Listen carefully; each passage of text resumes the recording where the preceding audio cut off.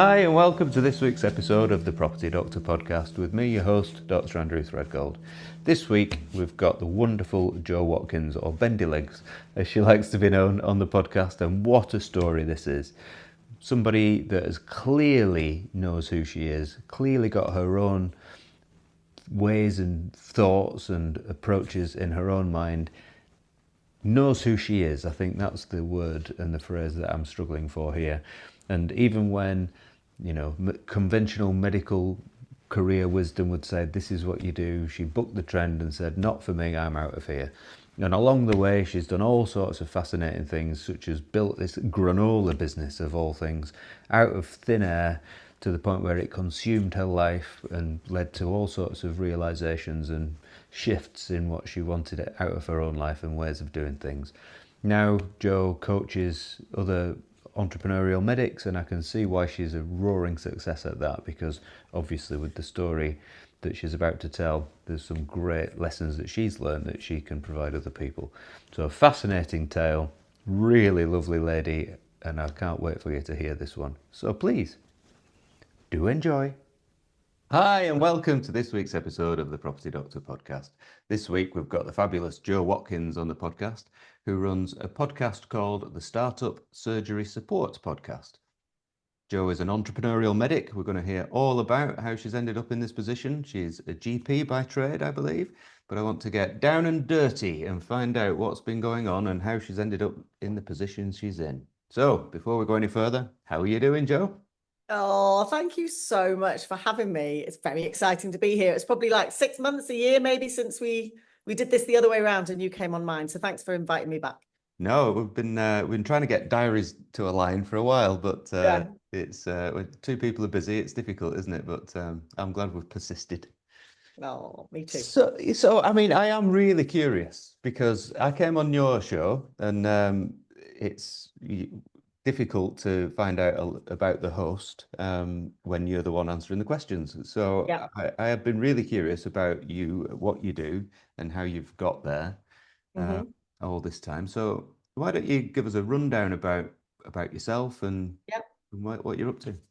Fabulous. So first of all, thank you for having me. And yeah, I'm just up to, well, nearly about to record episode 50 of the Startup Support Surgery podcast, which is part of my offerings now to support those early stage medics who want to maybe pursue an entrepreneurial path, start their own business, or generally are just looking at some other way of doing something outside of medicine. So I have, I help various people from idea stage through to people that are starting to see clients and growing their own businesses. But I mean, how on earth does somebody start doing that?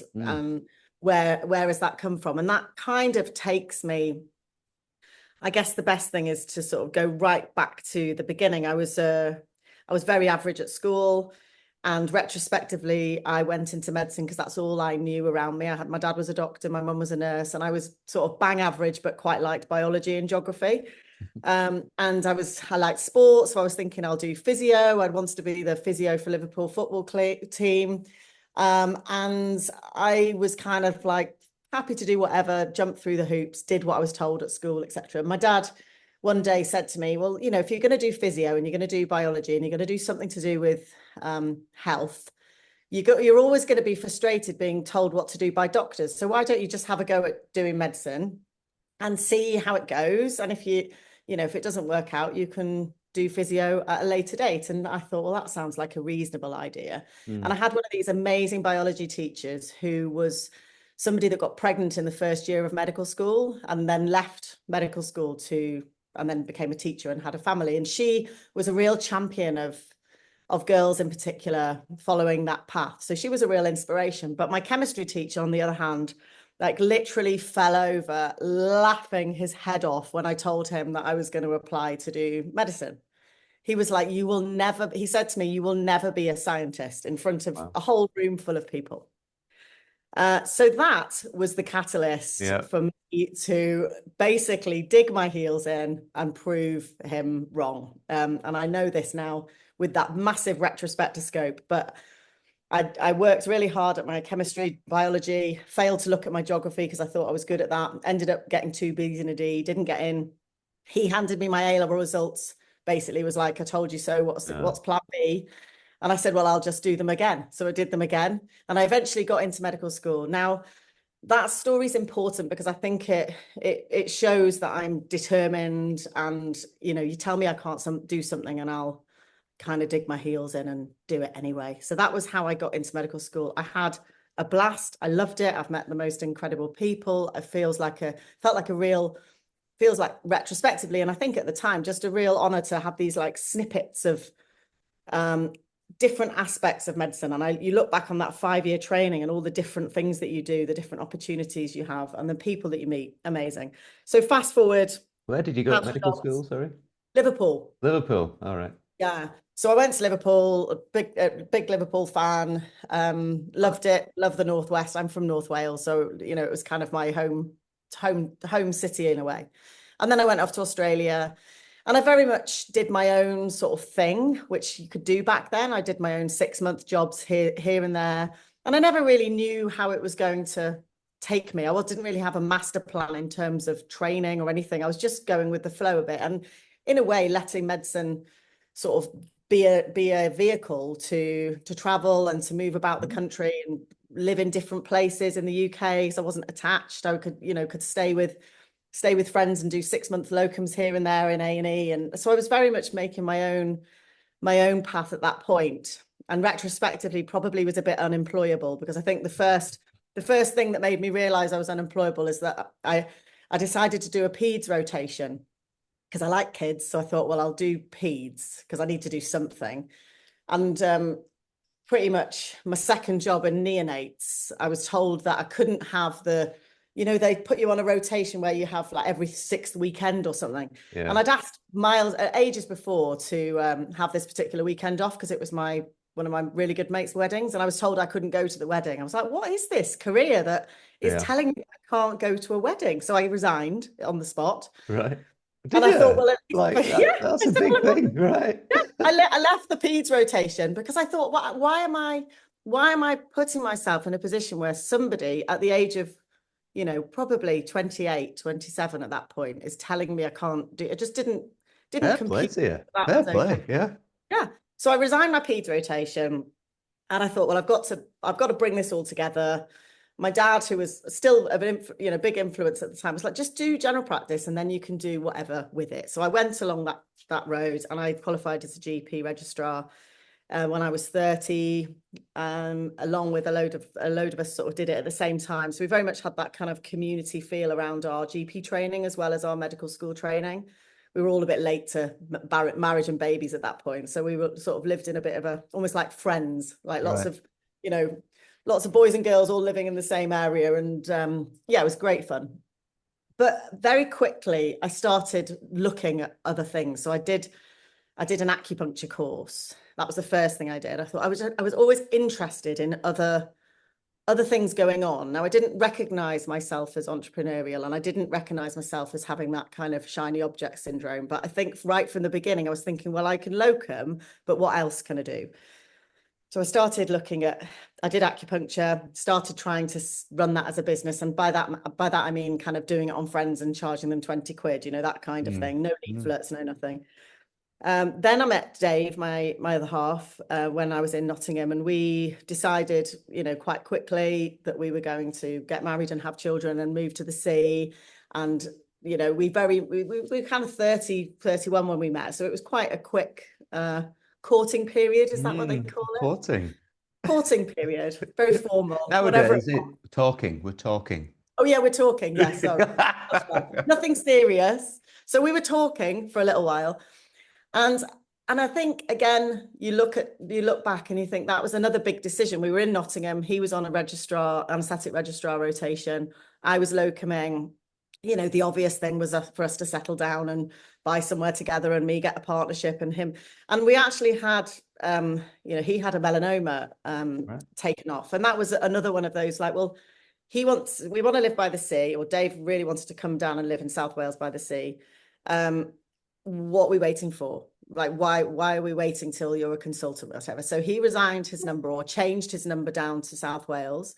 And we moved down to Mumbles, where we live now, 20 years ago, basically. And once I started down here and I was sort of locuming down here, I started again looking around at what other people were doing. And at that point, there were lots of medics doing Botox, and that was sort of starting out. So I did some Botox training, and I thought, well, that can be something I can do outside of general practice, just constantly looking outside.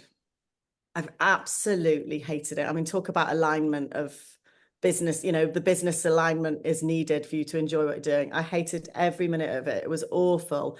And it was just felt like it was totally against all of my, you know, all of my sort of personal values. But also I felt this real sort of friction between, you know, people. Particularly had somebody coming to me that was really depressed, having got divorced. Like, I just wanted to give her a hug. I had somebody else that was in a right old mess and wanted me to make her look younger. And I just thought, this is all wrong. So that was, again, a first foray into business. So you can see the pattern here. There's a kind of, there's somebody who's, I enjoyed medicine. I was starting to think about having a family, but I wanted to do something else. And I just didn't know what that was. But with a strong sense of who you are and your values. Yeah, I think so. Again, I didn't know what that was either, but I knew when things were wrong. There was this sort of like, I could feel this rub, and then I need to make a decision. But I didn't know that was values-led business or purpose-led business, or whatever it now is called and is a thing. Yeah. So I then basically started ticking the boxes, because I thought, well, maybe this is just because I'm not a partner. I need to settle down. And I think when you have kids, you do have that immediate kind of rooting. And I think I had moved around a lot. We were making new friends. We live in a beautiful area. We'd got a dog. You know, we had young kid, you know, had a young child. What's so I your dog really called? started. Dog was called Scully. He's dead now. He's gorgeous. Oh, poor Scully. I know. Scully's dead. Well, he was 15. He needed to be dead. Yeah, he was. Oh, okay. I do miss him, but he was one of those dogs that people stop going, oh, well, I had a dog like this once and I wish I'd put him down a lot earlier. It was that kind of scenario. Right, okay. So I had a dog and a baby and a partnership 2 days a week, and everything was kind of like, well, what more would you want? You know, lovely partnership, lovely friends. And I went back to work after my second child. So a couple of years later. So I've got, you know, they're 2 years apart. 2 kids, 2 years apart, dog, nice house, lovely partnership, great friends. And I drove back over the hill to my work that morning, and I thought, this is not what I'm going to do for the rest of my life. And I don't know why, but I just know that it's not. And then I think the search became even more sort of like important to me. I was like, right. And I kind of wish I'd had somebody like me in my life at that point. And I think we always end up in businesses that our previous self would have needed, don't we? So I then really set about, and I then remember thinking, well, I've got to do something else. I really want to do something else. I didn't know what it was, and I didn't really understand business at all, but I started having these ideas. And the first proper business I had came from a starting to make granola. I don't know if you know this, but that I went to Canada, where we have family and it's somewhere we spend a lot of time. And I came home making my cousin's granola recipe with no added sugar. Like, really, this was in 2010, so before granola was really a thing.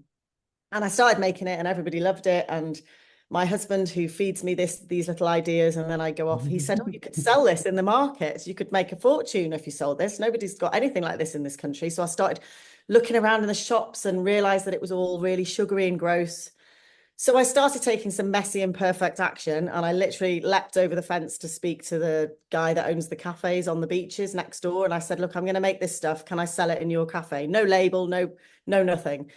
And he was like, he said, Jo, nobody is ever going to go out for breakfast and buy a bowl of that when they could have a bacon sandwich. That was so I was like, well, let's give it a go, shall we?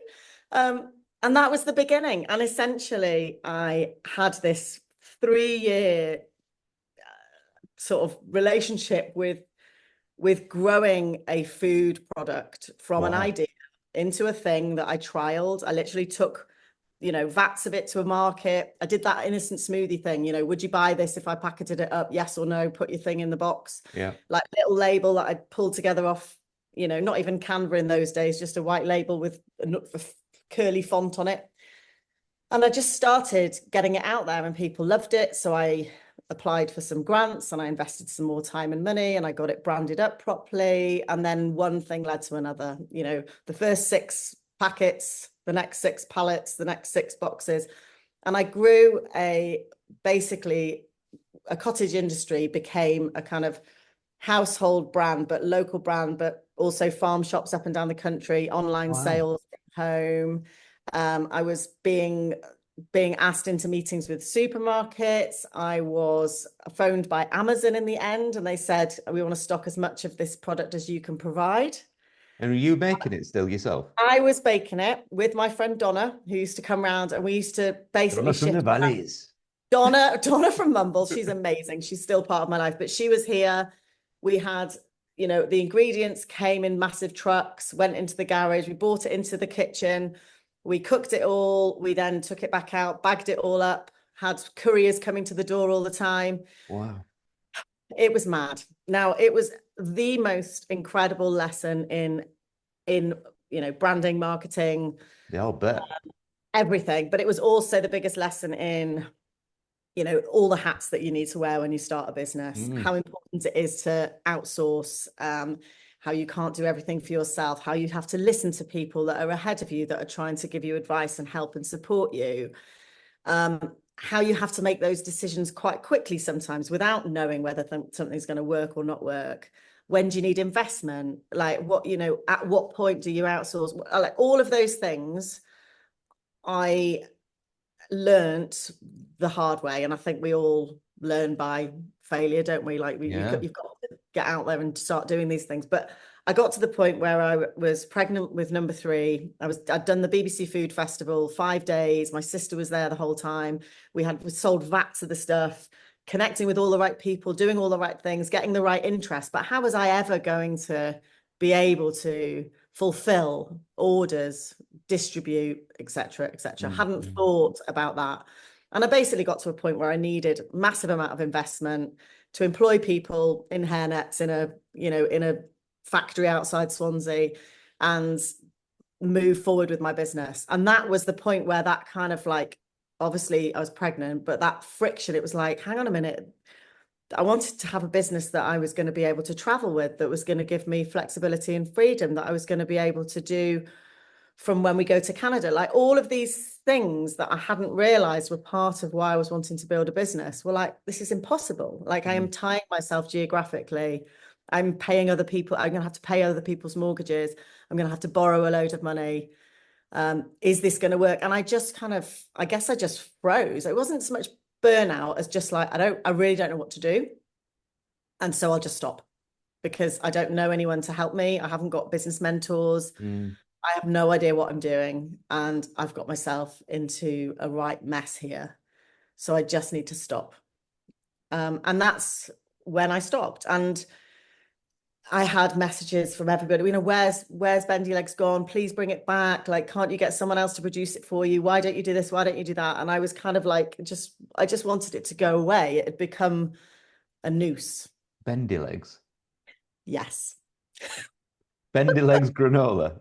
Yes. That's phenomenal. What a name that is. Where did that come from? Bendylegs was the whole granola, the branding was all around eating a really good breakfast and getting outside and exploring. And Bendylegs is the term that the kids use when they're really tired, at the end of a long walk, they say, I've got Bendylegs. So it was it was a beautiful lifestyle brand. It would go down a storm now, and it was the best granola anyone's ever tasted. But it was almost like I was a bit early to market with no business experience at all. And I was trying to build a lifestyle brand, but what I'd actually bought was a growth product that needed all the other things. Nurturing and support and investment and all that. Yeah, I get it. Just before so I built the wrong brand for the wrong person. I mean, I'm sure you learned an awful lot during that time, like a phenomenal amount. So it wasn't wasted time by any means, was it? No, I mean, it was, I couldn't possibly be doing what I'm doing now if I hadn't started that journey.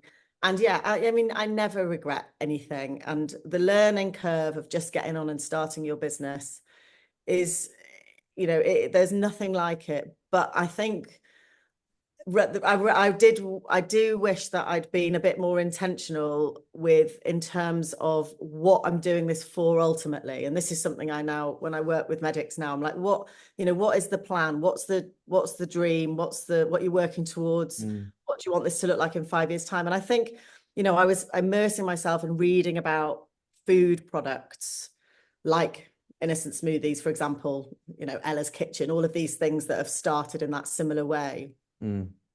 But I was almost ignoring the obvious things. And I remember sitting next to a guy, Mark Hudson, who's one of my friend's dads that I grew up with. And he's a farmer and he's a business advisor and he's incredibly, incredibly knowledgeable. And I was at my dad's 70th and I was giving them all a pack of the granola, like right back in the early days, like right at the beginning. And I was sitting next to him and he said, right, I love this product. It's brilliant. But he said, listen to me now. He said, nobody's ever made good money out of a food product by making it themselves. So who are you going to get to make this for you? And I didn't listen. I didn't lean into that and be like, right, tell me more. Like now I would be like, right, tell me, what do you mean? Like, give me examples. What would that look like? What could that look like? What are the conversations I need to have? And at the time, it wasn't saying you're not going to make this successful.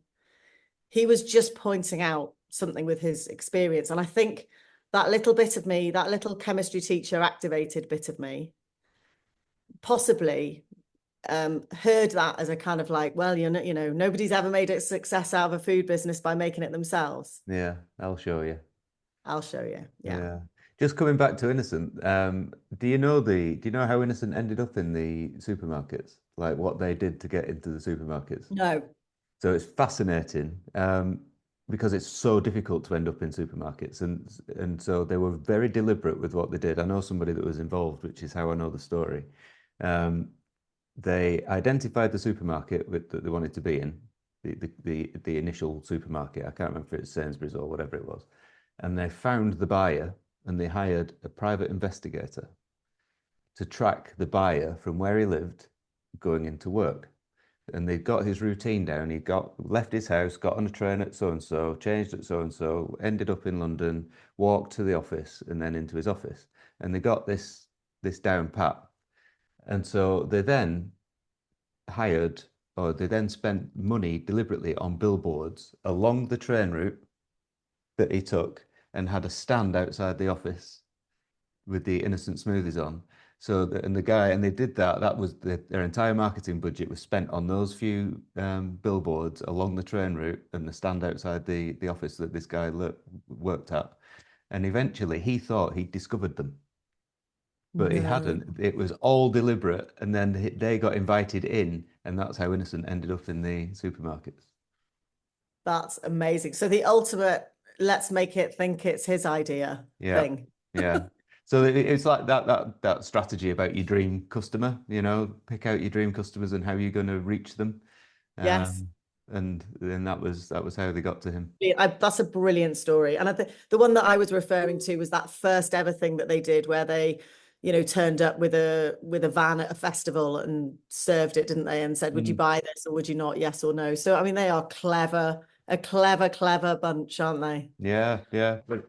But it's all about identifying when you're trying to get into that next step, isn't it? It's identifying who your ideal customers are, and then how you target them. And how you find them and how you get in front of them. And I think, I talk about this with my clients now, and I think there's that discomfort in words like targeting, and it's kind of that like feeling like you're reeling people in and sort of sucking people into your world. But at the end of the day, if you've got a decent business, you're solving a problem for a group of people, and you find the group of people that need the problem solving, and you're not selling anything to anyone, you're just telling them how you can help them. Yeah, that's it. Solving a problem of some sort, whatever it might be. Exactly. So what happened after your Bendylegs? So after Bendylegs, there was a period of hibernation as I had cowering under the blanket. Cowering under the blanket, feeling, I guess, not feeling like a failure, because I'm very good at reframing things. So it's like, this has been a massive learning curve. I've absolutely loved it. I hadn't hung up my doctor hats at all. I'd been working in the minor injury unit. So I'd left my partnership, but I'd been working relatively regularly. And we wanted to have a big family, so it was fine. I was kind of like enjoyed that maternity leave probably more than I'd enjoyed the others, because I wasn't putting massive pressure on myself and I wasn't dreading going back into GP land. So, actually it was all good. We then had an opportunity that landed on our laps. Well, it didn't land on our laps. Opportunities never land on your laps, do they? But we had an opportunity to buy a rental property out in West Wales that we'd stayed in regularly for the last 12 years, this really special property on the beach that we'd been to as a family for a long time. And every year I'd always write to the guy saying, please don't ever sell this house without giving us first refusal, in a slightly tongue-in-cheek way. And he generally replied going, oh, you're a right trier, you are, but we're never selling it, don't worry about it. And he was lovely, but he one day he messaged to say, look, my wife's got dementia. Our grown-up children live in Norfolk. We never come and use it. We know you guys love it more than we do. So you've got first refusal. You've got till the end of the month. Otherwise, it's going to auction. So that was the business opportunity that presented itself next, which enabled me with a, 5, what were they then? 6, 4, and 1. To get my teeth into something, and we begged, stole, and borrowed. Got a massive holiday let loan, and we sort of pulled things together with figures that looked like it was going to wash its face in terms of rental. But we decided we'd give it a go for 5 years to see if we could make it wash its face, have some really lovely family time there, and continue essentially with our sort of rental pattern. We always used to rent it for 2 weeks a year with all Dave's family. So that was our aim. We weren't really aiming to make lots of money out of it. We knew that the figures probably wouldn't stack up. So we took that plunge and we bought that property, and that enabled me to go on another learning curve of business. Obviously the branding and the marketing and stuff became second nature because I'd already done that. And I knew what I was doing, and I very much wanted to market it ourselves. I didn't want it just to sit on Airbnb. This is a really special property. So we set about marketing it, particularly, intergenerational holidays. We live about an hour and a half away. So we had a lovely group of people that would want to go over there. But the next chapter, I think, for me in business was about that community building and that kind of the importance of connection and relationship building in business. So we got to know, obviously, all of the tradies in the area, but also all of the other holiday lets in the area, all of the other local businesses, like into promotion and support for everybody in West Wales. Essentially, I remember saying, I want West Wales to be a, tourist destination. I really feel passionately that this area is forgotten about. And so it was such an amazing opportunity that we had. And that was something that we ran up until we sold it after nine years for various reasons, and that was the right decision. But it was such a beautiful time period because we went back there with Dave's mum. She didn't even realize we'd bought the house, I don't think, most of the time. It was just exactly the same. And actually we sold it the year that her dementia became so bad she couldn't go. So it was almost meant to be. We just elongated the process of having these holidays. And now we've passed it on to another family who are going to enjoy it. But that was another. So I think the first stage of business learning was the branding, marketing, making the mistakes, wearing the hats. Then it was this whole piece about actually this is bringing a business that you love to life, being passionate about it, building a community, networking, supporting others, connecting with others, promoting others, collaborating with others. Like this whole piece around the house gave us those opportunities. And what happened after that was that I was still working in minor injury unit, but we decided now we had 4 kids. I think the conversation started with Dave saying something like, I wonder whether we'd be able to do a ski season with 4 children and go to, because our family are in Canada. Do you think we'd be able to go to Canada for a winter with the kids? And I was like, oh gosh, I don't know about that. Like they're all in school and everything's, I was like, I'm sure we probably could. We did a bit of investigating and we knew we'd lose their places in school. So I was like, well, if we're going to go for 3 months, we may as well go for 6 months. And he was like, hey, you're right. What? And then I was listening to a podcast by this guy, Daniel Prince. And he was talking about traveling around the world with 4 kids on house swapping. And at the time we were already house swapped. It was a really normal thing for us to do. We've done it for years. So I came downstairs. I was like, Dave, let's do it. Let's just do it for a year. I've just listened to this podcast and he can do it. Then we can do it. And I reached out to him and I got on a Zoom call with him, this guy that had been on a podcast.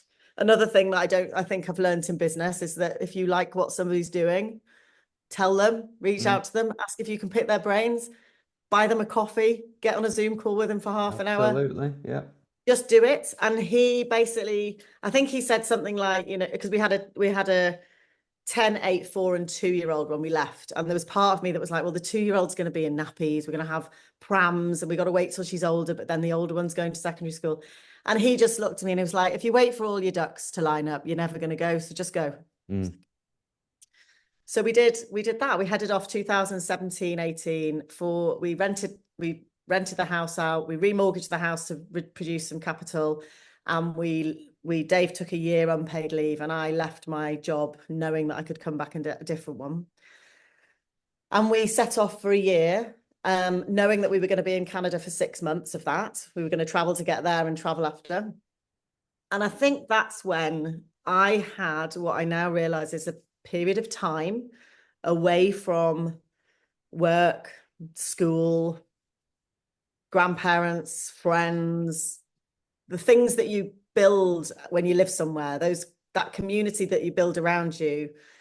We stepped away from all of that and we had time to reflect and think, right, actually, for me particularly, what do I want to do for work? Like, how do I want to work? Who do I want to work with? What lights me up? What am I good at? What do people come to me for? That values work. I almost went through this period of self-coaching. Whenever I had a time, I had pieces of paper everywhere and I was thrashing through lots of business ideas. And I was trying to work out how I could be paid for being me wherever we were in the world, whether we were on top of a mountain or the middle of the rainforest. That became the kind of driver.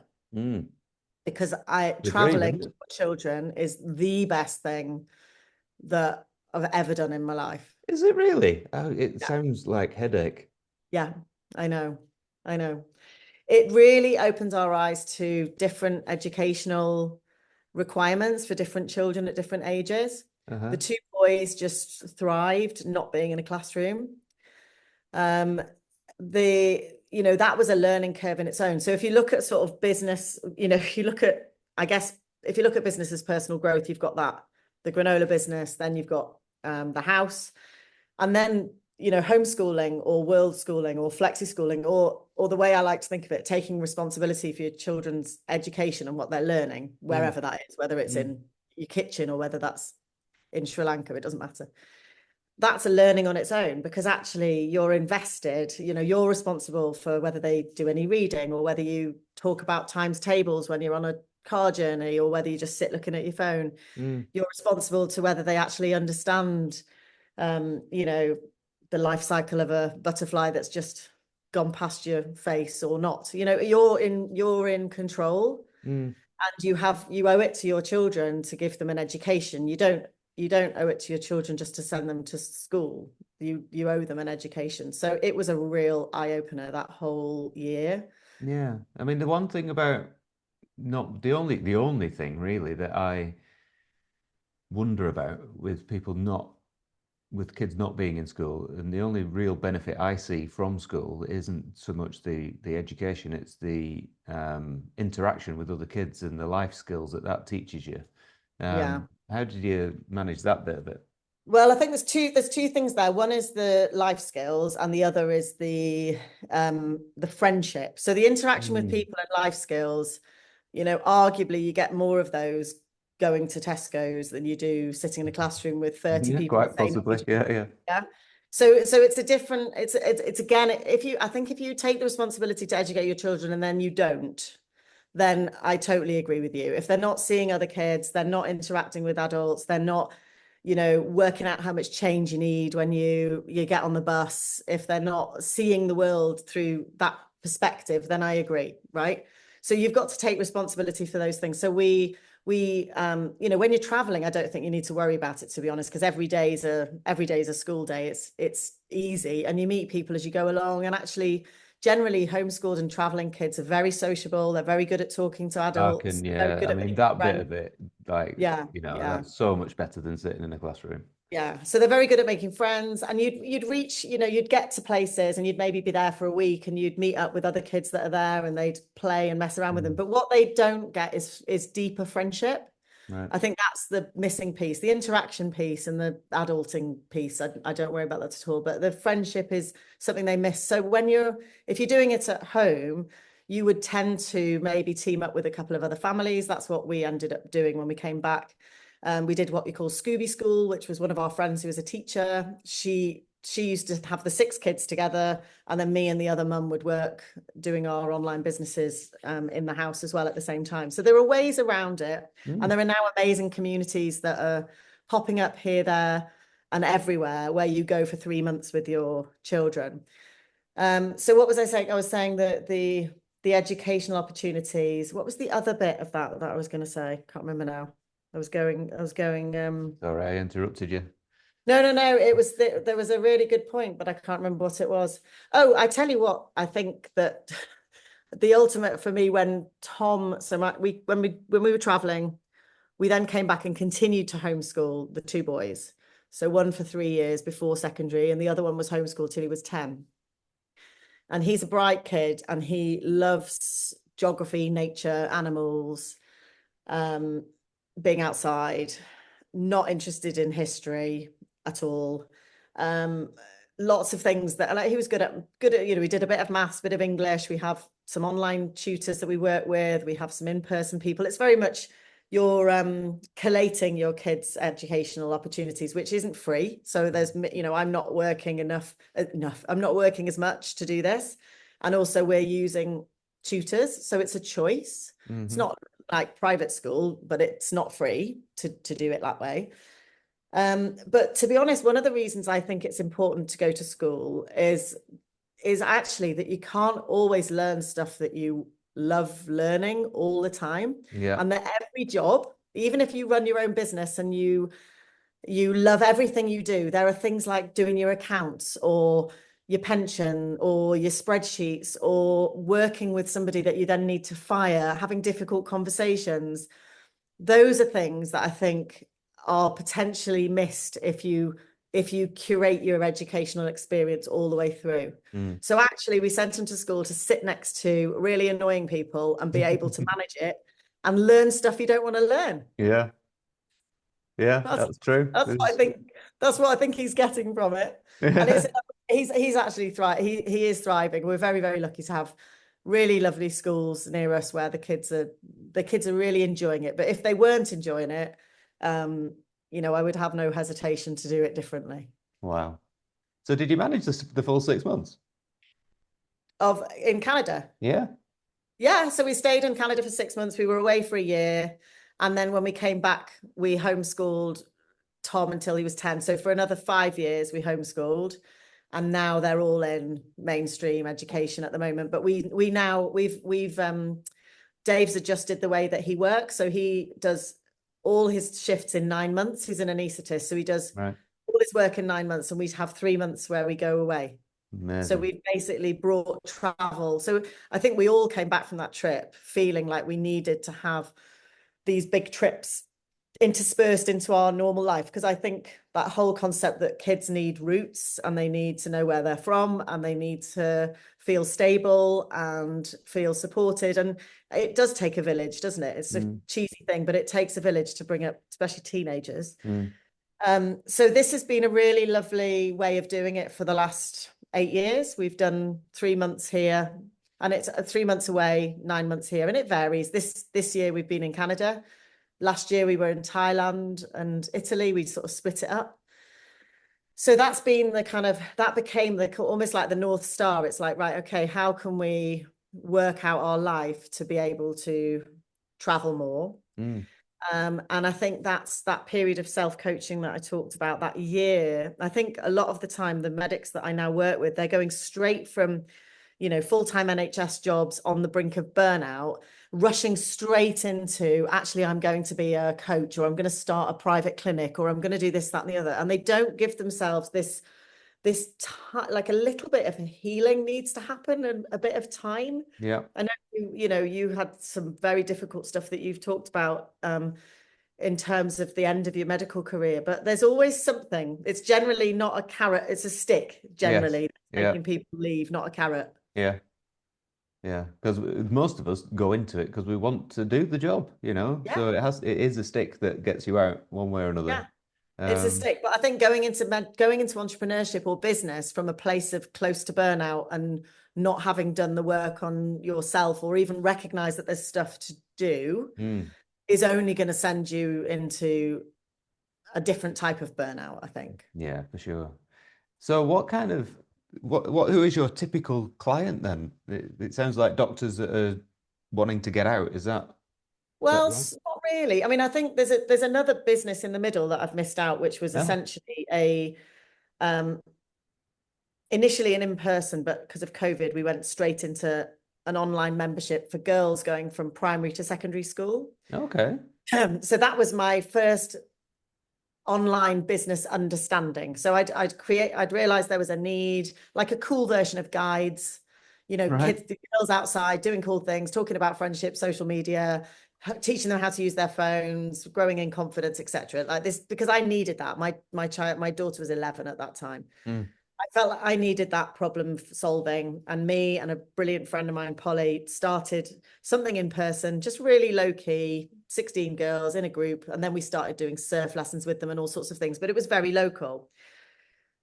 We had a plan to kind of almost grow that as a franchise model, because we thought if we can do it really well in South Wales, maybe this is something that we could do that with. And then essentially we were going to run some talks nights in Bristol and a bit further afield, and we'd sold tickets, and that was the path we were going to take. And then COVID obviously came along and cancelled everything. So very quickly we went into the online space, and I'd kind of been learning about online courses and obviously immersing myself in this whole, like, how can I earn 10 grand a month from a hammock in Bali stuff that you see on Instagram. Yeah. And I was like, well, I've got to learn about online courses, and I can have passive income, and I can run ads, and it's all really easy. And that's what's going to happen. Like that happens. Yeah, absolutely. Yeah. Like drop So shipping so easy as well. oh yeah, drop shipping's easy. And then you can do some digital affiliate marketing, and then, you never need to work another day in your life. Yeah. Yeah. So we must have been listening to the same stuff at that point. It's because it's everywhere. Yeah. And it's worse now than ever, but we'll come back to that. I was learning about it in the background, and then obviously COVID came along and was like, well, let's just do it. So we set up a membership for teenage girls in May after lockdown, after that first 2020. And we just invited, friends of friends, put it out there, Instagram, bit of this, bit of that. And we got 50 girls between 10 and 16 on a Zoom call every Thursday at 7 o'clock. And we did that for 3 years. And we there were lots of iterations of that business because of coming in and out of lockdowns and Mm. the fact that when life started going back to normal, people were going to hockey again and football again. Also, 16-year-olds and 10-year-olds don't like being on the same Zoom call, No. obviously. So there were lots of iterations of that business, but essentially the learning curve, again, marketing and branding, community and connection, online business. And I just immersed myself in the learning. And how was amazing. We ended up working with the Prince's Trust, delivering courses into schools. The impact piece was brilliant. Absolutely loved it. But the revenue generation was not able to support two of us to be able to earn a living from this business. Retrospectively, probably should have been a CIC or something that we were able to apply for grant funding and that sort of thing. Yeah. So we had a very difficult conversation that was, I mean, Polly's one of my best friends. So it was one of those conversations that needed to happen. And at the time, I was turning away work because I was being messaged by various doctors that had found me through Instagram or knew I wasn't really advertising the fact I was a doctor, but there was one lady in particular, she's a GP in North Swansea, and she sent me an email, and she was like, look, I really need you to coach me and I really need your business mentoring. And I wrote back going, I'm not a business mentor. And she said, I don't care what you are. I've got a program that I'm running in the NHS, a group program for diabetics, and I want to take it into the online space. And you know how to do it, and you're a doctor and you understand me. I need you to support me. Mm. And we had this email exchange, and that's when I sort of said, well, I'll give it a go and see. And I charged her £97 for 12 weeks of coaching because I 97 quid, 97 all pounds in. all in, because I just I didn't realize the value that I had, knowledge that I had. I didn't feel qualified enough to give her the help because I wasn't a business coach or a business mentor, and I didn't feel like I knew what I was doing. And also I could only do it between 6 and 7 in the morning on a Monday because I was Right. homeschooled. So again, I talk to my clients now about getting scrappy, saying yes if it feels like the right thing to do. I don't mind that I charge that amount because I think it's a good part of my learning, but I charge something as opposed to just getting on a call with her. And what I learned during those 12 weeks of working with her, and quite often we'd watch a YouTube video together, like, because I felt like I was learning with her. Mm. Um, but I was that bit further ahead of her to be able to support her. So she was my patient number one, basically. And she gave me the confidence that actually she was like, you have got so much knowledge. Like, what you're telling me is really important. I trust you. I know that you get this GP business thing. And she was really encouraging and supportive. And so I went on to do a kind of coaching diploma because I felt like I needed some coaching skills. Because as you can tell, I do talk quite a lot, and I'm definitely more of a mentor than I am a coach. But I felt like the kind of doctor in me needed a stamp of some sort of qualification. Yeah, That's something that doctors struggle with. it is. But Yeah. the big A difference, the big certificate to thing, hang in the toilet. exactly, a certificate for the toilet. Yes, you are good enough. Well done. Off you go. And it was only a 6-month thing. And actually, it's led to a great relationship in terms of business moving forward. But she then went to a conference and she said, Jo, I've just been to a medical conference, the British Society of Lifestyle Medicine conference. And she said the room that had people queuing out of it was about business. And, all of these medics are learning about tools like longevity medicine, lifestyle medicine, menopause, coaching qualifications, like all of these tools that people are learning to improve their practice and potentially start a clinic or start a business or start servicing, giving a service online, but they don't know how to set up a business. And they were queuing out the door. And, she was like, you need to be in there. You need to be telling people what you tell me. You need to be supporting these people at this beginning stage. So it was thanks to Neris, really, that I was like, okay, if there's a need, then let's do it. So I got on the phone to them. I said, look, I want to come and talk next year, but I want to do webinars. And I just made a nuisance of myself because I actually was, I sat there and I thought, well, a business person coming in to give business advice or a doctor that's actually done business and learned business through doing, to share that experience with that lens of all of those real, I mean, whether you call them, inner critics or fixed beliefs or whatever, but doctors have this beautiful mix of confidence and imposter syndrome, of self-belief and chronic self-doubt, of, Yeah. and I think that's what I realized my secret sauce was, sort of bridging these two worlds. Right. Okay. And that's what I do now. That's brilliant. That is like I didn't realize just the depth of um how many people feel that way, that they want to do stuff. Like last year I did a talk for something called Mind the Bleep, which is a group of medics that have guest speakers, and there's quite a few people. It was a webinar. I think it was about 150 people on it, and God knows how many thousand can watch it if they want to.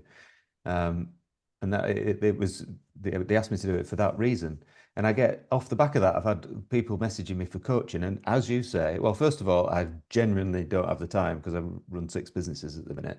But secondly, who am I to coach anyone? I'm still figuring it out. Do you know what I mean? And Yeah. that's that imposter thing that you talk about, isn't it? Yeah. And we're always figuring it out, right? But actually, Yeah. what people want is to, they look at what you've done. And, I think property is an area that a lot of doctors could potentially get into. People have saved, they've got pots of money that they could be doing other things with. And I don't Mm. think that you have that trust factor, that lived experience of going from where they are now to where they want to be. So, I'm not surprised you don't get tapped up every day for what you Mm. would be able to offer. Yeah. Uh, and I think medics are looking to diversify. I am not somebody that is actively telling people to leave the NHS. In fact, I would actually say that I'm kind of the other way around now, particularly for women who are working part-time and have got kids and are not dead set on entrepreneurship. Like, if you're just sitting in this kind of muddy ground thinking that the grass is greener, it isn't. It's just Mm. different grass. Mm. And actually, having a business means you have to be, people talk about boundaries, and it's a bit like, it sounds naff, but actually, there's always an email to send, there's always a LinkedIn message, there's always a voice note, there's always something to do. You never get to the end of your to-do list. Mm-hmm. And, business seeps into every waking thought, doesn't it? And I Yeah. think you've got to be of a certain, like, if you're mad enough to do it, then great, do it, and do it with knobs on. And I can't imagine doing anything else, and I'm completely unemployable and I love it. But if you're not sure, if you're sitting in that place where you're not quite wanting to do that and you think it's going to be an easier option or a better option, then maybe rethink what you're doing in the day job. Maybe look around you. Could you leave your partnership and locum? Could you retrain in something else and start working in a local clinic? Could you work in a different way? Because if you can go to work for 2 days a week or 3 days a week, clock in, clock out, come home, be a parent, and I'm talking about people with young kids because those are the people I tend to work with, and you have 2 days off where actually what you need to get your head around is it's okay to go for a massive long walk. Mm. It's okay to meet somebody for a coffee. It's okay to decide to take up a new hobby. You don't have to fill all of that with business all the time. Yeah. I don't know if you find this, but on the times when someone's caught me with a spare half an hour and I get on a call with them to discuss what they're wanting to do, whether it's property or business, it it seems that the majority of the time is about repairing the expectation reality mismatch that social media has fed them, that they seem to think it'll be passive income if they, you know, do this or do that, and they think they'll be out of medicine in no time, and they see people on social media, such as myself, that have got out, and they think that it happened like that. And when Yeah, you say to them, this has taken years of, yeah, and I did it quickly because of the stick was massive, but I took more risk than most people ever should. yeah, It paid off for me, but it doesn't mean it does for everybody. It takes a long time, and then as soon as they hear that, they kind of get demotivated. yeah. Um, and so I think there's a lot of that needs to be done. Is that something that you've found when you've been discussing it? Absolutely. Absolutely. I think there's an awful lot of healing and self-understanding that needs to happen. Mm. I've actually got the call that I'm doing after this podcast. I've got a therapist called Betty who I've worked with personally, and a lot of the doctors I've worked with, I have worked with her, and she talks about why we don't show up in business, what's stopping us showing up in business when we know what we need to do. Mm.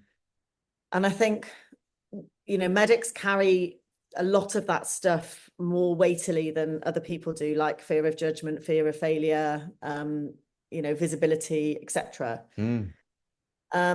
But there is this, and I think this is that grass is greener effect. Everybody makes it look so easy on Instagram and on YouTube, and to have a business thing on the side. And, there are people that manage to do that very quickly and easily, but I haven't met many of them compared to the people that have put decades of work and consistently shown up and taken the knocks, taken the learnings, shown up again, sort of reevaluated, checked in, is this actually what I want to be doing? Is this the direction I want to be going? And then showing up again and again and again. And not, you are going to fall, you're going to fail, you're going to come across hurdles and brick walls, and you either stop and turn around or you blast through them. And so there is a lot of work that needs to be done to help people. And I think people do feel discouraged if it doesn't work straight away. And I don't know, I always say to them, what is working anyway? Like what does success mean to you? For me, success is that I can work anywhere in the world from the end of my computer. And when I'm in the UK, I can take the kids to school and pick them up every day. Like that's success, not money. So what is success for you? What are you all about? What makes you tick? Reevaluating those kind of personal values. And it is a journey in personal development, as cheesy as it sounds, but I think medicine, we're so linear, aren't we? We spoke about this when you were on the podcast. We're so linear in medicine. It's like someone gives you permission, you move on, you pass the next exam, you jump through the next hoop, and then at 30 you spend the rest of your life doing the same thing. And for some people that is enough, and I'm not criticizing anybody for whom that is enough. And I'm sometimes a little bit envious of those people whom that is enough. Yeah, for sure, absolutely. And there's lots of them. There's lots of people that and when you're leaving, and you're getting out there, those are the people that are like, well, look at you funny, and it's and it's okay to be like that as well. And it, as you say, it is such a personal thing. What success looks like for one person is completely different. I mean, my driving factor isn't money either. It's to see if I can grow something that's massive and wring out every last bit of potential that I've got, which isn't very much. But if I, at the end of my life, if I don't think that I've given it everything, even if I fail, then I won't have lived my life. And whatever, and that's the only thing that drives me. It's not. But I wish I could be more. Like my father-in-law, he worked for the council for years, loved turning up, driving the bus with the kids on to school, and he lived for it. Why can't I be like that? Life would be so much more simple. Absolutely. Yeah, I know. I think that a lot. And I've learned that it's difficult to talk to people who are in that place, especially when they're your nearest and dearest or closest friends or people that have known you for a long time. It's very difficult to talk about what goes on in your head and what you're seeing and what you're doing to people that just don't really get it. So you have to find those people that you can kind of tap for, like, did you feel like this? How, what did you do about this? What did you do when you reached this hurdle? You kind of need that. I think people is so important in business. I've talked about, connection and collaborating, but just being surrounded by people that can support you and help you when the chips are down, and they will be at some point. So they can kind of pick you up. And I think, like a lot of us, maybe there are a lot of us that have done medicine for various different reasons. For me, there was definitely that. I wasn't wanting to keep my parents happy because they wouldn't have minded what I did. They were just making suggestions, but I was trying to prove to people that I was good enough, I guess, from a very early age. And I've now realized that, particularly in business, you're not proving anything to anyone. You're not doing this for anybody else. You're doing this for your previous self and your future self. Like you say, that, I want 80-year-old Joey to look back and be like, good for you, girl. Like, well done. And you've worked hard, and, you can put your feet up now. And, you've given your kids what you wanted. You've had a healthy marriage. You've got great friendships. You've done a good job, and nothing else matters. Yeah, absolutely. Yeah. And get over yourself as well. I might have said this on when we spoke last time, but we are so insignificant in the grand scheme of things, aren't we? You look at ants around an apple core, and how much do you actually think about that individual ant and its wants and needs and family and all the rest of it? And if you zoom out and look at us, that Carl Sagan, the pale blue dot, we're a tiny speck of fly shit in the middle of the universe. How in 100 years nobody will care about us. So get past Nobody yourself. will remember your name in 100 years. They'll be like, what was your great granny called? Oh, I can't remember. Exactly. Nobody will care. So why do we we take ourselves so damn serious. Do you know what I mean?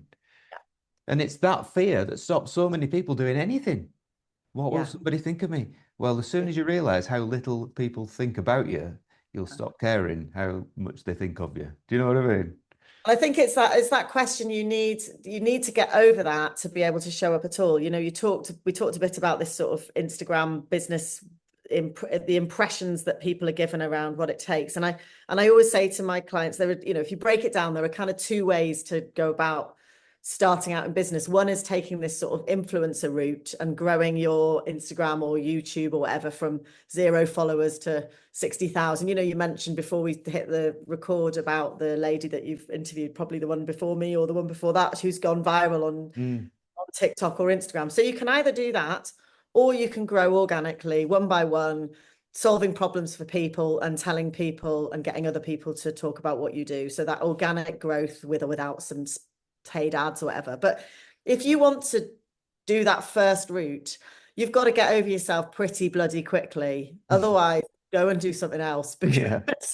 you know, you've got to be showing up consistently every day, you know, wherever you are, you know, making content, filming, be real, getting out Yeah. there, being Yeah. comfortable. And so if that feels wrong and icky and weird, either get over yourself or go the other way and learn, you know, client by client, building slowly. Yeah. And I think, you know, that's what I've done. But it's, you know, 15 years of hard work, knockbacks, learning, Yeah. fails, successes, but just constantly thinking, right, okay, let's, you know, I also work in fits and starts, I've realized, like Right. health leather, sit back, like take it all in. What's the next move? Health leather. Yeah, I'm Right. exhausted to live Yeah. with, I'm sure. Well, that's not a bad, if you know that about yourself, there's nothing wrong with that. Yeah. But before I let you go, have you got any, or do any clients spring to mind that you're really proud of, that you've like really helped? That could be anything. That could be helping them feel better about themselves by through the vehicle of coaching, or it could be that they've blown up somehow and done really well. Anything, Yeah. anyone that springs to mind? Yeah, I mean there are so many, and I'm really grateful of all of the ones, all of my clients that have kind of come on the podcast and talked about it.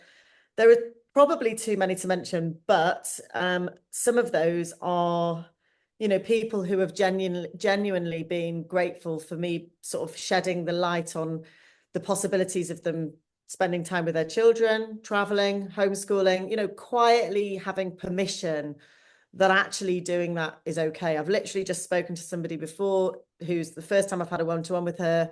She's got 2 young kids, just had a baby.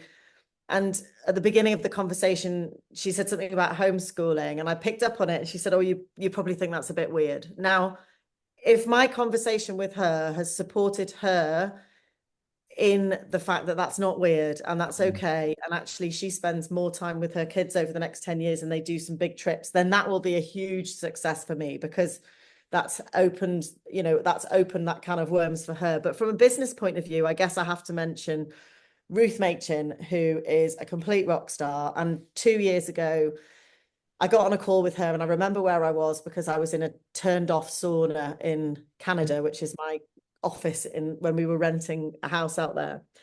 And she's retired through ill health. She's a radiologist, and she did a lot of cardiology, radiology. Anyway, she talks about, she knows what kills people. So she basically does postmortems of people that have died in accidents Wow. and they've got coronary artery disease. And she, you know, so we had a good old chat about what she was going to do with her new health coaching diploma.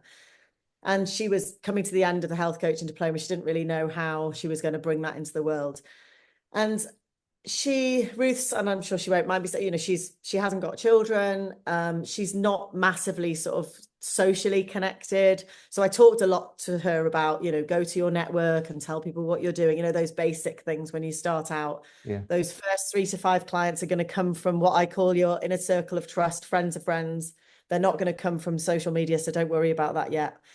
And she was a bit guarded and a bit, you know, she's a brilliant, hilarious, cynical woman. But to see her now, 2 years later, she has taken all the possible ups and downs you can possibly take. She's done her health coaching diploma. She went into the niche of men's health. She's pivoted out of that. She's trained to be a nutritionalist.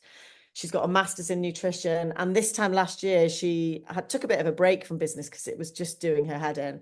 She came back in the January last year with fresh eyes, and she came to a masterclass. And on that masterclass was a guy called Dave Hindmarsh talking about YouTube and how it's a really good platform to get going if you've got a message to give. And by this point, she decided to help postmenopausal women with general health stuff. So she wanted to do a YouTube channel about, like looking at all the different things that are out there, sort of critically analyzing supplements and, various fads that are out there for postmenopausal women. Okay.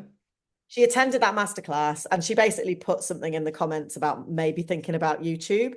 And Dave messaged her afterwards and they connected, and he sort of helped her with setting up her YouTube channel. And she has been so consistent. So prior to this, she was consistently, trying and doing and learning and, just getting herself out there. Within 4 months, I think she had a viral YouTube video. She did a review of a weighted vest. Right. And so she had this viral video, went to 10,000 subscribers over a couple of weeks, and is now a micro influencer on YouTube. So she gets paid from YouTube. She's running group programs that she's grown, like I said, about those 2 different ways. She's grown an audience and is now selling courses and products. She is just brilliant, like brilliant energy, wonderfully sarcastic and hilarious, but a real support to everybody in my community as well, to watch somebody like that grow. And she sent me a testimonial a while ago that I read whenever I'm having a bad day. And she said, it's changed my life. Like being a part of my community has changed her life. She has, amazing clients. She works in a way she wants to. She spends time with her husband, her dog. She travels. She loves what she does. And she is going to come and speak at a big event I'm doing in March. And she's probably the kind of golden girl of the group now, but she's ready to fly. And then she flies and she goes off, and we'll need other business coaches to take her to the next level. Yeah. But yeah, I've got lots of podcast examples of people that I've worked with. So I absolutely love what I do. Yeah, that really comes across there. That's what it's all about, isn't it? I had a small flavour of that when I was a trainer for GP Regis, and I used to my local training scheme. I was who they sent the problem registrars to because I had a track record of getting them through, and it was so rewarding. All sorts of reasons. So I can only imagine that when you've got a purpose like you have, that it is incredibly rewarding. Yeah. So where can people find you then if they want to know more about you or get in touch? Yeah, well, I've got my website's www.jowatkins.com, and that has links to most things. The podcast is called the Startup Support Surgery Podcast, and there's 50 episodes on there. If you don't know where to start, just send me an email. Like basically send me an email. I always reply to my own emails. I have various stages where people can come in. I generally bring people into a 30-day program called Clarity, which is that beginning bit. Those starter things that you need to have in place when you start up in business. And I'm not talking about a website, an Instagram, or an app. I'm talking about your values, what success looks like, where you're going to find the time, the money, all of that stuff. People, you don't skip that. Everybody comes through that. If you're immediately ready to go into the next stage of what audience you're building, how you're going to build it, etc., then I have a 6-month accelerator program, and then after that I have a sort of mastermind of people that are up and running that I then support with how they show up, how they might want to do webinars or workshops or collaborate with each other, that sort of thing. Brilliant. That sounds phenomenal. I feel like having a look myself. I don't think you need it. Well, you never know.